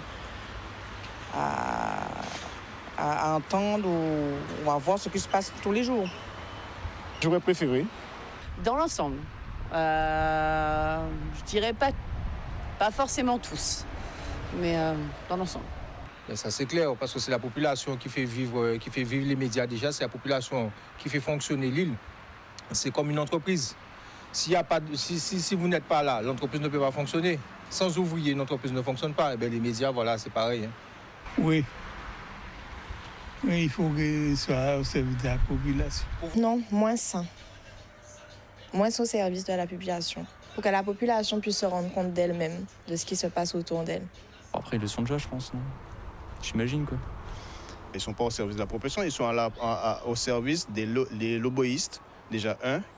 Et pour ne citer qu'un, comme le groupe Bolloré, où ils s'accaparent des journalistes pour dire ce qu'ils veulent. Donc, c'est-à-dire que si on vous paye pour quelque chose pour dire, de mentir à la population, automatiquement, vous n'allez pas retirer celui qui vous nourrit. Oui, à mon avis. Normalement, oui. Je crois, oui. Ça serait bien que les médias soient plus au service de la population, que ça soit au niveau radio, au niveau télé. Qu'on nous montre les choses telles qu'on devrait nous les montrer. On dirait que tout est fait pour aseptiser un peu. On va parler du chlordécone vite fait, on va parler des problématiques même de la Guadeloupe, on va en parler vite fait. Mais on va parler de plein d'autres choses qu'on n'a pas besoin pendant enfin, vous voyez ce que je veux dire, quoi. Normalement, c'est le rôle, en principe. Voilà, réaction, Christelle. Alors c'est pas un sondage, Calista, je le dis chaque fois, c'est juste une impression. Il y a beaucoup de choses intéressantes. Alors, ça renvoie un petit peu au débat que vous avez eu il y a quelques minutes avec André-Jean Vidal et Annick Fabrice et Olivier Lancien. Les gens ont l'impression que les médias devraient être plus à leur service et leur dire certaines choses, les choses qu'ils attendent. Bon, est-ce que c'est forcément notre rôle de dire au public ce qu'il a envie d'entendre? Oui. Est-ce qu'on ne peut pas se dire que le média, il peut emmener un autre éclairage? Moi, je pense ça. Ben, tiens, j'ai entendu ça à la radio. Je confronte les deux. Est-ce que, voilà, est-ce qu'on est obligé de... Il y a un monsieur qui disait sans nous, il n'y a pas de médias. Sans population, il n'y a pas de médias. Moi, je suis d'accord. Hein, si les gens, ils ont envie d'un média participatif où on met des sous et où on s'investit, pourquoi pas. Je pense que vous serez d'accord avec moi aussi, Danick. Mais on n'est pas là pour... Et je crois que c'est ça qu'il faut faire comprendre aux gens, faire plus de pédagogie. On n'est pas là pour dire ce que les gens ont envie d'entendre. Et ça ne veut pas dire qu'on n'est pas à leur service. Si y a un monsieur qui parlait du chlordécone, on en a beaucoup parlé sur toutes nos antennes. Il y a eu des dossiers. On explique, on va voir les avocats qui nous expliquent voilà, comment ça se passe. Donc... qu'on n'en ait pas fait assez, on peut l'entendre, mais on n'a pas souhaité cacher une vérité parce que on vit dans ce pays-là. Les gens ont l'air d'oublier que nous aussi, on est contaminés par la chlordécone. Nous aussi, on a de la famille, il y a des cancers dans nos familles. Voilà, donc on n'est pas en marge d'un pays comme ça, dans une petite caste où on vit tous ensemble. Les journalistes ne sont pas un et indivisibles. Et je rappelle quand même, pour aller sur notre sujet, que Christelle fait pratiquement chaque semaine un focus sur un bouquin qui vient de sortir. Et j'imagine que celui-là, bientôt... Oui, de toute façon, celui de Pierre-Édouard. Mais oui, j'essaie de dire aux gens... alors, c'est pas forcément des livres dont on parle, mais ce sont des livres qui, d'une manière ou d'une autre, sont arrivés sur ma route. Et moi, j'ai envie de dire aux gens...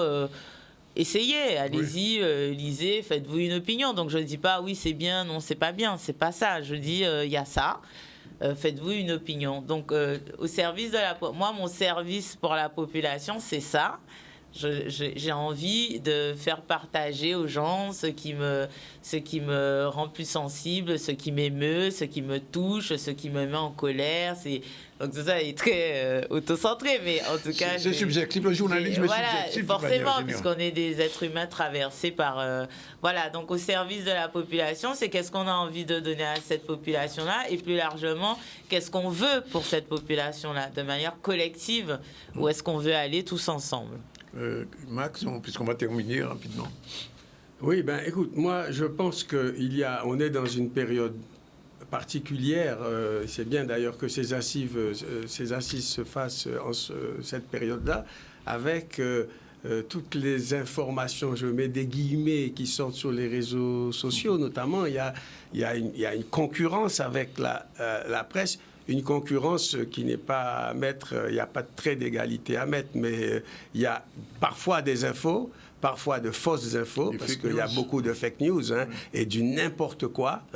Donc là, ça nous donne une responsabilité, tous les journalistes et la presse, une responsabilité et un souci de vérité, un souci de toujours rétablir la vérité et d'être de plus en plus précis dans nos domaines respectifs. Il y a aussi ça, il y a aussi le fait que il y a des couches de la population, je pense des travailleurs, qui sont souvent les grands oubliés de la société. On voit beaucoup de personnalités dans les télés, à la radio, des artistes, des gens connus, etc. Mais ce qui se passe au quotidien sur les plantations de bananes à quelques kilomètres de Pointe-à-Pitre, on est dans un petit pays, ben souvent on ne le sait pas. Et quand nous le racontons, nous racontons ce qui se passe réellement autour de nous, on nous croit presque pas en disant oui, vous exagérez parce que vous êtes combat ouvrier, etc. Non, il faut parler de la condition des travailleurs exploités, surexploités dans ce pays, et en plus avec le chlordécone, les pesticides et autres, et des drames incroyables, des drames tels que les contracter des maladies telles que le cancer. On parle du cancer de la prostate, mais on a des camarades qui viennent de mourir, des femmes du cancer du sein aussi, et qui est certainement dû à l'épandage du chlordécone qu'il faisait à la main. Bon voilà, tout ça c'est à travailler, et surtout un souci de vérité, d'aller au plus profond de la recherche de la vérité, et de parler des oubliés de la société, des travailleurs, des ouvriers, des exploités. Alors, on va terminer avec toi, Widi. Tu l'as dit tout à l'heure, il y a seulement 3 médias associatifs qui font de l'information. Est-ce qu'il faudrait augmenter le nombre de médias faisant de l'information? Au bout des assises, on va en parler. Donc, la solution est claire. Il faut le dire, 3 médias. Mais pour ne pas parler de pensée unique ou haute, il faut... je le dis aux journalistes qui existent, même s'ils sont entre guillemets des concurrents, donc c'est mettre en place, je le dis, un vrai, encore une agence guadeloupéenne d'information pour permettre, caribéenne, pour permettre de venir au secours des médias associatifs. Parce qu'on l'a dit, le nez de la guerre, c'est l'argent. Il faut avoir de l'argent. Et s'il n'y a pas cette mutualisation, je le répète, je me bats là-dessus, de cette mutualisation, chaque monde dans petit coin à eux, qui a fait biter à eux, on ne sera jamais au service de la population. Mais je me permets, Danick, de faire un point. Non, rapidement, de faire un point. Il existe le média service public, le média privé, donc on a les associatives et on a les commerciales. C'est pour rebondir, parce qu'on a fait citation de Boléro et autres. Donc, un monsieur comme M. Boléro qui se met dans les médias, il n'est pas au service de la population, il est là pour faire son investissement plus rapporté. Donc, il fait ce qu'il faut, l'amusement ou encore l'information par rapport au lobbying pour avoir de l'argent pour faire fonctionner. Le mouvement associatif, Christelle l'a dit, pourquoi pas je le lance en direct sur Canal 10. Ça peut être pour Canal 10, ça peut être pour moi, ça peut être pour les autres. Cette participation de la population pour avoir cette liberté, et cela permet tout un chacun de s'exprimer. Je prends l'exemple de Radio Tambour, qui est une radio militaire.